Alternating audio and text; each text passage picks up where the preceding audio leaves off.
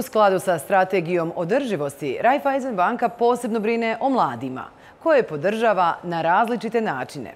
Jedan od njih je i povećanje mogućnosti za njihovo zaposlenje. Još 2017. godine Raiffeisen banka je uspostavila program saradnje sa fakultetima i univerzitetima u Bosni i Hercegovini.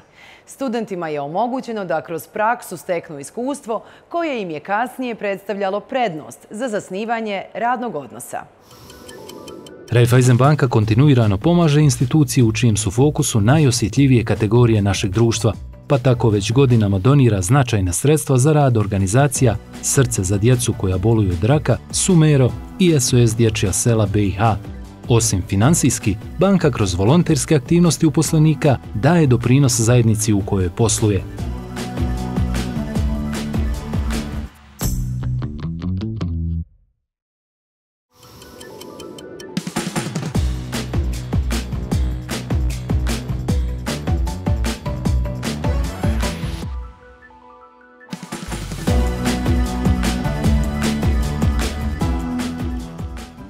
Vraćajući se opet na priču o toliko potrebnoj edukaciji, uslovima za sticanje edukacije, kako vi vidite vezu između ekonomiste i konkretno bankarstva? Jer evo ovdje smo povodom 25 godina Raiffeisen banke, pa se naravno prirodno naslanjamo i na tu profesiju. Može li dobar bankar biti uspješan bez temeljnog, da kažem, ekonomskog znanja?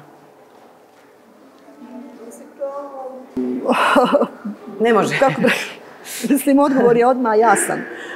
Ne može. Međutim, ono od čega moramo biti svjesni da to znanje koje smo mi trebali da nudimo prije ne 10 godina, nego prije par godina, prije 5 godina, nije isto kao ono koje treba da nudimo danas. I toga moramo biti svjesni. Ovo što mi mijenjamo kurikulume, pa mijenjamo ono jer mi trebamo to zbog naših akreditacija i trebamo zbog onoga što želimo da budemo. I hajmo biti pošteni pa da kažemo jasno, mi želimo da budemo lideri, bar kada je riječ o ekonomskom znanju i kada je riječ o obrazovanju, ne samo u Bosni i Hercegovini, nego jedan od lidera u regiji i to nam je neka misija. Jer recimo, evo sad ove akreditacije koje imamo, imaju još samo 2 fakulteta ekonomska na Balkanu, mislim, i to u zemljama koje su već članice Evropske unije.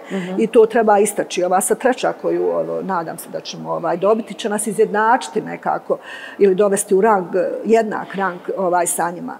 Međutim, ono što želim ovdje da istaknem je da se na tome mora stalno raditi. Mi to moramo stalno unapređivati. Zato su potrebna određena sredstva.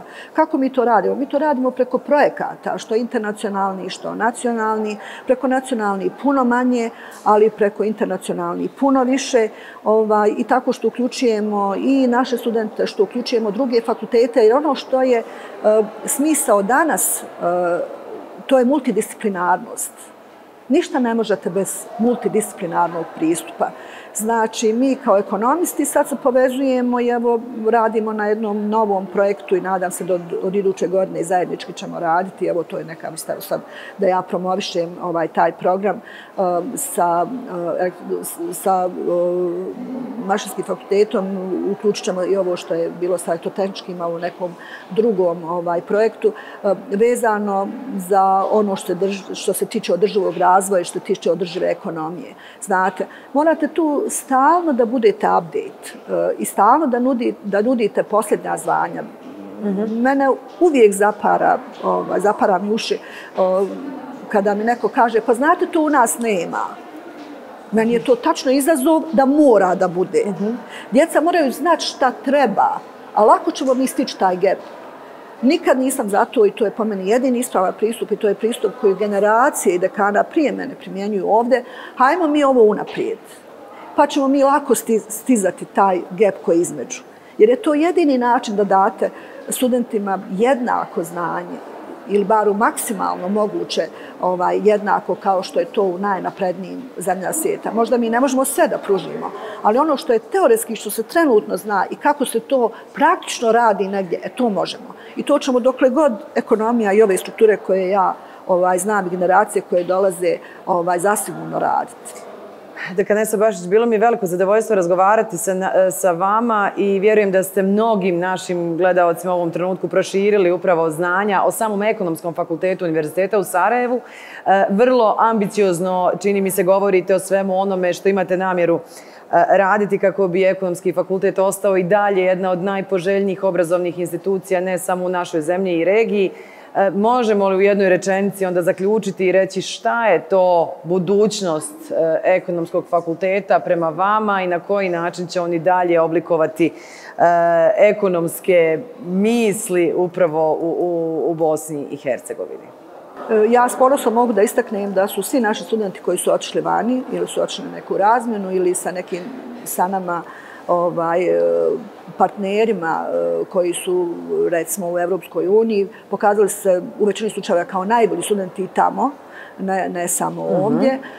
Naravno i naši stručnjaci i u zemlji i, kako bi rekla, su na pozicijama koje su lako prepoznatljive, što po meni dovoljno govori o tome kakve kadrove mi iznjedrimo i to nam je cilj da radimo naravno i u buduće.